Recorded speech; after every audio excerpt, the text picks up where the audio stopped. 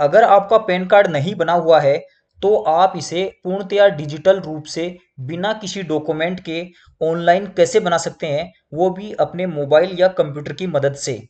तो यह पूरी प्रक्रिया हम आपको यहाँ पे बताएंगे। इस प्रक्रिया के दौरान किसी भी प्रकार की कोई समस्या आएगी तो वो भी हम आपको यहाँ पे बताएंगे। तो सबसे पहले हमें गूगल में सर्च करना है pan card apply online,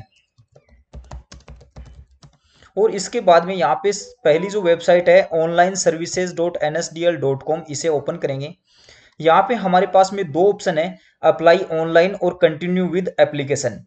apply online के माध्यम से हम यहाँ पे अपनी बेसिक डिटेल डालेंगे और पैन कार्ड के लिए आगे बढ़ेंगे। जैसे ही हम इस डिटेल को डाल के आगे बढ़ेंगे तो हमें टोकन नंबर मिलेगा, और उस टोकन नंबर के साथ हमारी सारी डिटेल्स हैं वो सेव होंगी।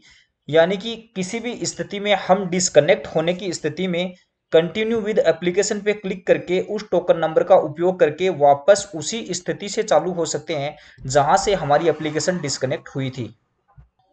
तो हम यहाँ से इंडिविजुअल के लिए पैन कार्ड बना रहे हैं, तो सबसे पहले न्यू पैन पे सिलेक्ट करेंगे, इंडिविजुअल कैटेगरी सिलेक्ट करेंगे। अगर आप किसी ट्रस्ट फर्म या किसी और के लिए बना रहे हैं तो उस हिसाब से अपनी कैटेगरी सिलेक्ट करेंगे। फिर यहाँ पे टाइटल सिलेक्ट करेंगे, और फर्स्ट नेम, लास्ट नेम और मिडल नेम में आप अपने नाम के अनुसार तीनों चीजें डाल सकते हैं। अगर आपके नाम में किसी प्रकार का ना कोई सरनेम है ना कोई मिडल नेम है, कुछ नहीं है, और सिर्फ आपका नाम अकेला ही है, तो आपको लास्ट नेम में डालना जरूरी होता है। जैसे अगर आपका नाम कुलदीप ही है तो आपको वह नाम लास्ट नेम में डालना होगा। अन्यथा आप अपने नाम को first name, middle name, last name जैसा भी आपका नाम है उसके अनुसार यहाँ पे डाल सकते हैं। किसी भी प्रकार की अगर आपको कुछ जानकारी चाहिए तो आप हमें कमेंट कर सकते हैं। तो मैं ये डिटेल्स है वो यहाँ पे फिल कर देता हूँ। मैंने यहाँ पे अपनी बेसिक डिटेल्स है वो डाल दी है, चेक मार्क्स को ऑन कर दिया है, और नीचे कैप्चा को वेरीफाई करने के बाद में यहाँ पे सबमिट बटन पे क्लिक करेंगे। तो हमारे पास में यह टोकन नंबर है वो जनरेट हो चुका है। मैं इसे कॉपी कर लेता हूँ ताकि डिस्कनेक्ट होने की स्थिति में मैं इसका उपयोग करके वापस अपनी एप्लीकेशन को वहीं से चालू कर सकूँ। फिर मैं यहाँ पे कंटिन्यू विद पेन एप्लीकेशन पे क्लिक करेंगे, और यहां से तीन ऑप्शन हमारे पास में है। सबसे पहला ऑप्शन है जो कि पूर्णतया डिजिटली पेपरलेस, यानी आधार से पूरी डिटेल्स उठाएगा। हमें ना कोई फोटो, कुछ भी हमें अपलोड करने की आवश्यकता नहीं है। हमें सिर्फ ओटीपी से ही सारा काम हो जाएगा और आधार की डिटेल्स है वो हमारे पैन कार्ड में आ जाएगी। दूसरा ऑप्शन है हमारे पास में, इसमें हमें इमेज वगैरह अपलोड करने की आवश्यकता होगी और सपोर्टिंग डॉक्यूमेंट भी अपलोड करने की आवश्यकता होगी, लेकिन हमें फिजिकल डॉक्यूमेंट भेजने की आवश्यकता नहीं होगी। तीसरे ऑप्शन में हमें पूर्णतया फिजिकल प्रक्रिया अपनानी होगी और फिजिकली डॉक्यूमेंट भेजने होंगे। चूंकि हमें पूर्णतया पेपरलेस प्रक्रिया करनी है तो मैंने यहाँ पे पहला ऑप्शन सेलेक्ट कर लिया है। नीचे आगे बढ़ते हैं। क्या आप फिजिकल पैन कार्ड चाहते हैं, तो हम यहाँ पे यस कर देते हैं ताकि फिजिकल पैन कार्ड है वो आपके घर पे आ जाए। यहाँ पे अपने आधार के लास्ट 4 डिजिट यहाँ पे इंसर्ट करते हैं, और यहाँ से यस पे सेलेक्ट करते हैं कि क्या आप आधार की फोटोग्राफ है वो पैन कार्ड पे चाहते हैं, तो मैं यहाँ पे यस कर देता हूँ। मैं अपने आधार की लास्ट 4 डिजिट डाल दिए मैंने यहाँ पे। नाम है वो हमारा आधार कार्ड के अनुसार होना चाहिए। उसके बाद में यहाँ पे जो डिटेल्स नहीं है वो डिटेल्स मैं यहाँ पे फिलअप कर देता हूँ। क्या आप किसी अन्य नाम से घर पर जाने जाते हो, जैसे घर पे आपको किसी अन्य नाम से पुकारते हैं, तो आप यहाँ पे यस कर सकते हो और वो नाम डाल सकते हो, अन्यथा नो करके आगे बढ़ेंगे। अगर आपके पिताजी नहीं है और सिंगल पेरेंट आपकी मदर ही है तो आप यस कर सकते हैं, अन्यथा नो कर सकते हैं। तो मैं यहाँ पे नो कर देता हूँ, और फादर्स नेम है वो यहाँ पे डाल देते हैं जो कि मैंडेटरी है। फादर्स नेम हमने यहाँ पे डाल दिया है, first name, middle name, last name के हिसाब से। मदर्स का नाम अगर आप यहाँ पे डालना चाहो तो डाल सकते हो, और पैन कार्ड के ऊपर आप फादर्स नेम प्रिंट करवाना चाहते हो या मदर्स नेम, जो भी आप सिलेक्ट करना चाहते हो वो कर सकते हो। मैंने यहाँ पे फादर्स नेम सेलेक्ट कर लिया है। नेक्स्ट बटन पे क्लिक करते हैं। यहाँ पे अपनी इनकम का सोर्स आपको सिलेक्ट करना है। एड्रेस में डालने की आवश्यकता नहीं है क्योंकि आधार में जो एड्रेस है वो एड्रेस ही यहाँ पे अपने आप उठाएगा। यहाँ पे अपनी कंट्री का नाम सिलेक्ट करना है। मोबाइल नंबर और ईमेल आईडी हमने पहले ही दे दी है। रिप्रेजेंटेटिव एसएससी उस समय काम आता है जब आप किसी माइनर का पैन कार्ड बना रहे हो, तो यहाँ पे बाय डिफॉल्ट नो है।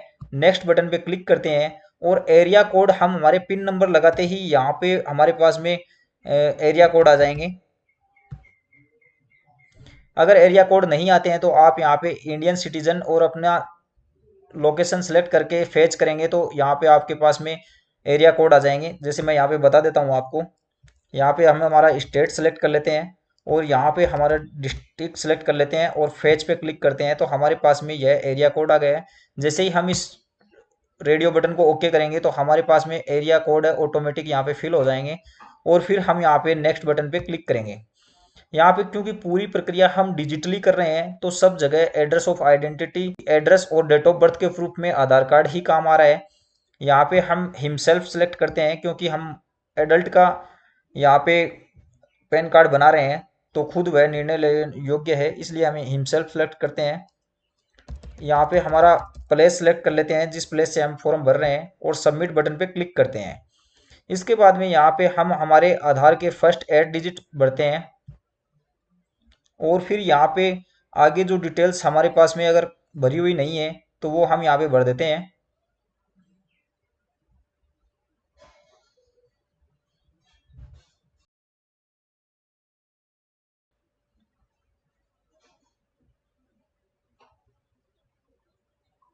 अगर इन डिटेल्स में किसी प्रकार की कोई करेक्शन की आवश्यकता है तो आप एडिट बटन का उपयोग कर सकते हैं, अन्यथा प्रोसीड बटन का उपयोग करके आगे बढ़ेंगे।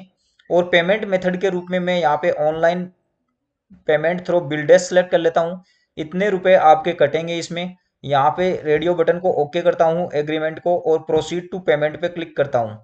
उसके बाद में यहाँ पे कंफर्म पे क्लिक करेंगे और फिर यहाँ पे पेमेंट मेथड के रूप में आप जो भी पेमेंट मेथड यूज करना चाहो वो आप यूज कर सकते हो। मैं यहाँ पे यूपीआई सेलेक्ट करता हूँ और क्यूआर कोड के माध्यम से पेमेंट करने के लिए शो क्यूआर कोड पे क्लिक करता हूँ और यहाँ पे अपनी यूपीआई एप्लीकेशन के माध्यम से उस क्यूआर कोड को स्कैन करके उसका पेमेंट करते हैं।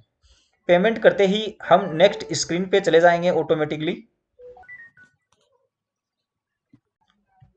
आपके नेटवर्क की कैपेसिटी के अनुसार यह टाइम भी ले, लेकिन हमें बैक बटन और रिफ्रेश बटन नहीं दबाना है। फिर हम कंटिन्यू बटन पे क्लिक करेंगे, चेक मार्क्स को ऑन करेंगे और ऑथेंटिकेट करेंगे और केवाईसी के लिए कंटिन्यू विद केवाईसी बटन पे क्लिक करेंगे। यहाँ पे हमारे आधार से जो मोबाइल नंबर जुड़ा हुआ था उस पर ओटीपी आया, वो ओटीपी हम डाल देंगे। अगर ओटीपी नहीं आया है तो रीजनरेट ओटीपी पे क्लिक करेंगे। हम यहाँ पर हम ओटीपी डालते हैं और सबमिट बटन पे क्लिक करते हैं। नेक्स्ट स्क्रीन पे हम कंटिन्यू विद ई साइन पे क्लिक करेंगे और अपने आधार से इसे डिजिटली साइन करेंगे। यहाँ पे जो चेक बॉक्स है इसे ऑन करेंगे और अपने आधार कार्ड नंबर लगा करके यहाँ पे सेंड ओटीपी बटन पे क्लिक करेंगे तो अपने आधार से जो मोबाइल नंबर जुड़ा हुआ है उस पर ओटीपी जाएगा। वो ओटीपी हम यहाँ पे डालेंगे और वेरीफाई ओटीपी पे क्लिक करेंगे। यहाँ पे जो पीडीएफ हमारे पास में एप्लीकेशन फॉर्म है वो पीडीएफ के रूप में हुआ है। इसके डिफ़ॉल्ट पासवर्ड है वो DDMMYYYY के रूप में हमारी जन्मतिथि है, वो डाल के हम इस पीडीएफ को ओपन करेंगे। यह पीडीएफ हमारे पास में यहाँ पे ओपन हो चुकी है। इसे हम सेफली रख सकते हैं और इसे डाउनलोड पीडीएफ बटन पे क्लिक करके हम इसे डाउनलोड कर सकते हैं। यहाँ पे जो एक्नॉलेजमेंट नंबर दे रखे हैं यह एक्नॉलेजमेंट नंबर हमारे पैन कार्ड को फिजिकली ट्रैक करने के काम आते हैं कि हमारा जो पैन कार्ड है वो फिजिकली कोरियर के माध्यम से कहाँ तक पहुँच चुका है या उसमें कोई ऑब्जेक्शन वगैरह तो नहीं है। यह स्टेटस देखने के काम में आएंगे तो इसे आप सुरक्षित रख सकते हैं। इस प्रकार से हम ऑनलाइन ही अपने पैन कार्ड को बना सकते हैं। यह पैन कार्ड है वो 2 घंटे में ऑनलाइन जनरेट हो जाता है और फिजिकली आपको कुरियर के माध्यम से प्राप्त हो जाता है।